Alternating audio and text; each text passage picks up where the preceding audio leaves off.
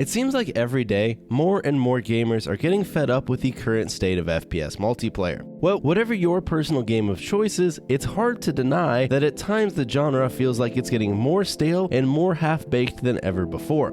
Well, today I'm here to offer you 10 various first-person shooters. Now, I'm not saying quit Call of Duty or Apex or whatever FPS game that you're currently maining, but some of these games will allow you to get off that game for a little bit and at the very least have something new to play for a week or so. A bunch of these games are also free to play, which is an added bonus if you're not looking for an upfront cost. So, let's get started. Up first, we have Battlebit. Now, this game isn't out yet, however, they do have pretty frequent playtests that you can be a part of just by signing up. If all you do is take a look at this game, you'll probably write it off. However, if you get past the Roblox style graphics, this is honestly one of the best shooters that I've played in years, and I think it has an insane amount of potential. It's basically old school Battlefield. I'm talking Battlefield 3 and 4 style of gameplay, and it really takes heavy inspiration from those games. The gameplay and the gunplay is extremely polished and well done, and the game is extremely well optimized, which is always hit or miss on indie projects. Another really fun thing is that the game has proximity chat as the only style of voice communication, which leads to all sorts of crazy and fun moments because a ton of people are using it.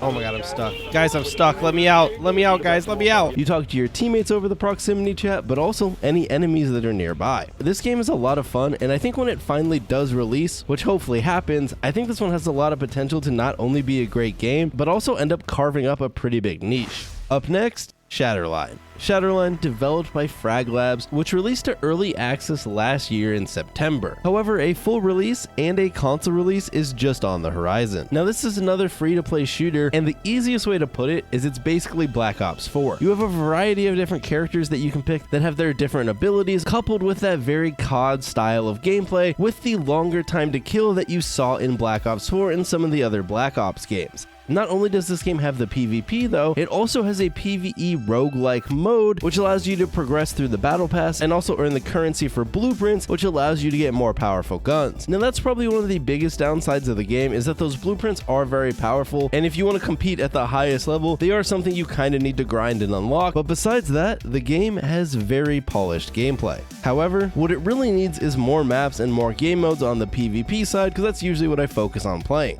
I'm hoping when this one finally releases, they get in a good state of releasing content, but as of right now, the game's pretty fun to play and you can check it out.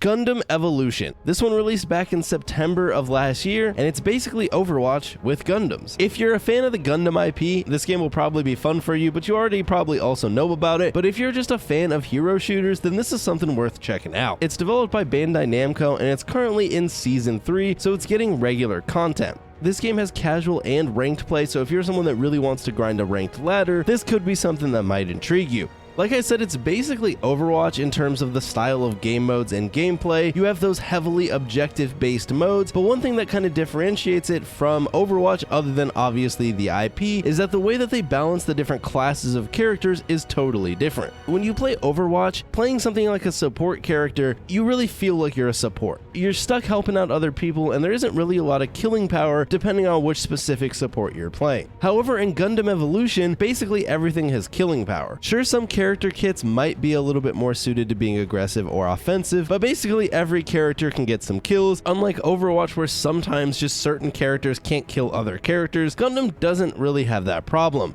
Sure, again, some of the Gundam's kits are going to help you out in those engagements, and some do have better kits for taking 1v1s or getting kills, but basically you have the outplay ability with all the characters, and it's a lot of fun.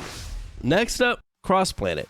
Now, this game isn't out yet, but it's just something to keep on your mind and keep a lookout for. This is an indie shooter with a really small team, but it's basically a new arena shooter that's heavily inspired by Halo, at least in terms of the aesthetics. Now, this game, like I said, isn't out, but it is in testing, so you could join their Discord and try and get in on some testing sessions, but it's basically that arena shooter with the twist that it's actually in third person. It has PvP and PvE modes, which include things like boss fights and wave defense, and this game could end up being pretty cool once it comes out. Sticking on the trend of arena shooters, we next have Splitgate. Now this one released a long time ago, all the way back in 2019, and I'm sure you've all heard about it. It's basically Halo meets Portal. Now currently 1047, the developers behind Splitgate are working on their next game, so this one isn't actively getting new content other than some playlist updates and some cosmetics here and there. However, despite that, the content that's in the game there today is still a ton of fun, and it's still a lot of fun to go back and play. They have all sorts of different regular game modes and casual style game modes, and they also have a full Forge mode that comes along with a custom game browser, and they even implement a lot of this stuff in matchmaking, so you can see all sorts of cool new maps created by the community on a pretty regular basis. Currently, I'm kind of waiting for Splitgate 2, but Splitgate 1 is still something I hop back into every once in a while. Next up, Ironsight. Now this is probably the oldest game that I have on this list, and this one released all the way back in 2018, at least according to Steam. It originally got released off Steam, so I don't know if Steam's release date is the Steam release date or the original release date, but that's kind of a moot point. Ironsight is basically the free-to-play version of Black Ops 2 that still gets regular content to this day. You really can't describe it any clearer than this is what you would get if you had an indie studio try and remake Black Ops 2. Now I'm not going to lie to you and tell you it's better than Black Ops 2. It's not. Black Ops 2 is still one of the GOATs, but if you've been looking for a shooter to kind of give you that nostalgia, that feel of what you played back in the day, then Ironsight might be something you'd enjoy. It's still getting regular content today, which is pretty cool, and it has a ton of different weapons that you can try out. This one is also free to play, and it does have a lot of different kind of microtransactions and free to play mechanics, but for the most part, you can unlock everything just by playing the game.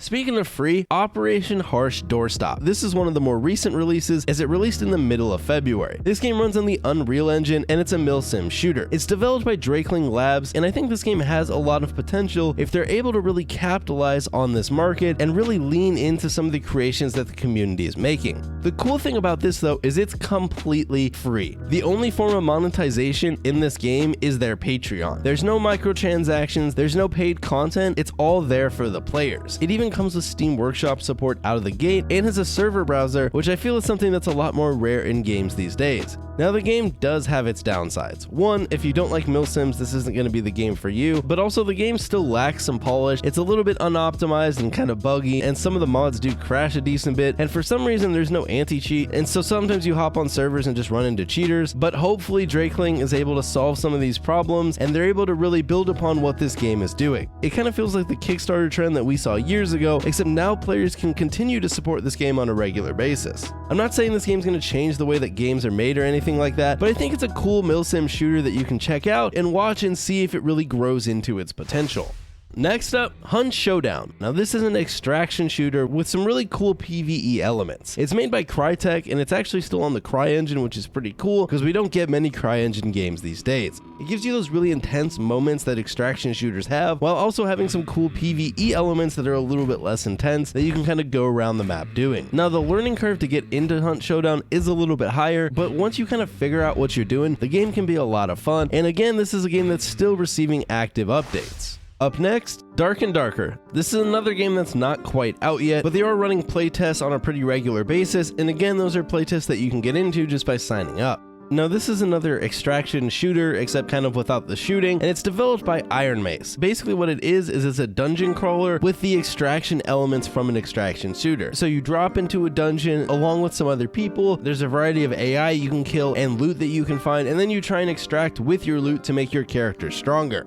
It's currently having a bit of a blow up on Steam, and it's been hitting some pretty ridiculous numbers every time one of the playtests is active. Now this game also has a long ways to go in terms of polish and everything like that, but if player numbers and player reception show anything, it's that this game has a lot of potential, and it really is intriguing if it's your style of game. There's a variety of different classes that you can play for different play styles, and I do think this game could end up being pretty sweet.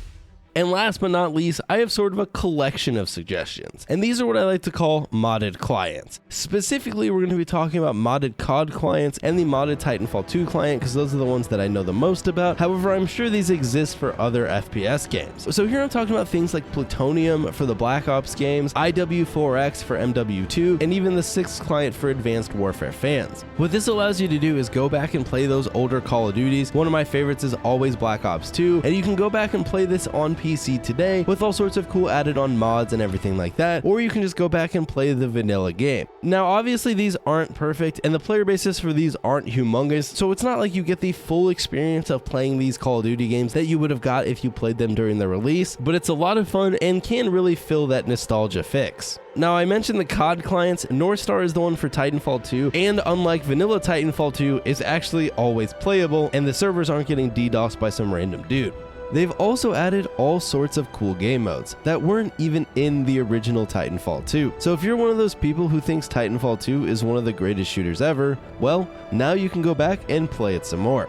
And so there are my suggestions for some FPS games to give you some variety in your life. Don't get me wrong, I love the experience of a good AAA shooter. A lot of them these days just aren't up to snuff, and these games allow you to get a break, get some perspective, and then maybe go back to enjoying the game that you were playing before, but at the very least, relieve some of that frustration of grinding the same game day on day while being upset with the current state of the product. And hey, maybe you'll fall in love with one of these games and move off of the game you've been playing altogether. That's gonna do it for the video though, guys. I hope you enjoyed it. I want to give a big thanks to all our patrons, and I also want to thank my friend Chipmunk. You can find all of his info in the description, as he is coming on to come help edit some of the videos on this channel, so hopefully I start putting stuff out again on a regular basis. Let me know in the comments if you enjoyed the video and which of these games you're gonna go and try.